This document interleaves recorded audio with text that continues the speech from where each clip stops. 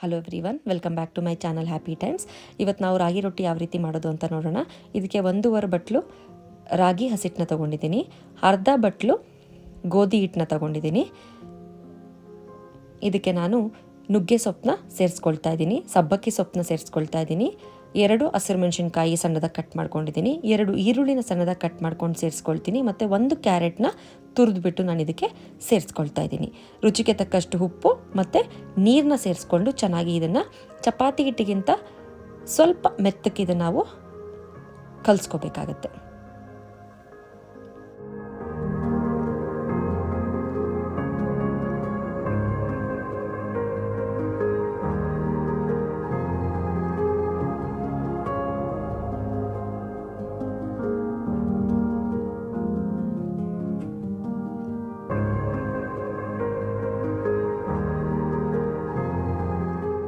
ನಾನು ಅದಕ್ಕೆ ಕಲಸಿಬಿಟ್ಟು ಒಂದು ಅರ್ಧ ಅವರ್ ನಾನು ಇದನ್ನು ಇಟ್ಬಿಟ್ಟು ಅದಾದ ನಂತರ ನಾನು ರೊಟ್ಟಿ ಮಾಡೋ ಪೇಪರ್ ಮೇಲೆ ಇದನ್ನು ನೀಟಾಗಿ ನಾನು ತಟ್ಕೊಳ್ತಾ ಇದ್ದೀನಿ.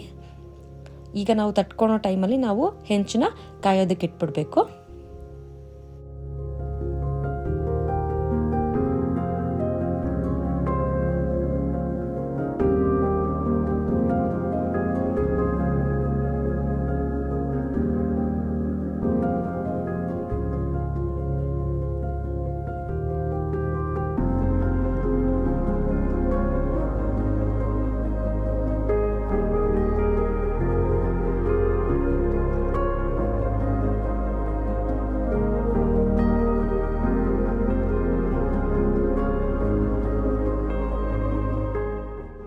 ಹೆಂಚು ಕಾದಿದ್ದಾದಮೇಲೆ ನಾವು ತಟ್ಟಿರುವಂಥ ರೊಟ್ಟಿನ ತೊಗೊಂಡು ಹೆಂಚು ಮೇಲೆ ಹಾಕ್ಬಿಟ್ಟು ಒಂದು ಸ್ವಲ್ಪ ನಾನು ಎಣ್ಣೆನ ಹಾಕ್ತಿದ್ದೀನಿ.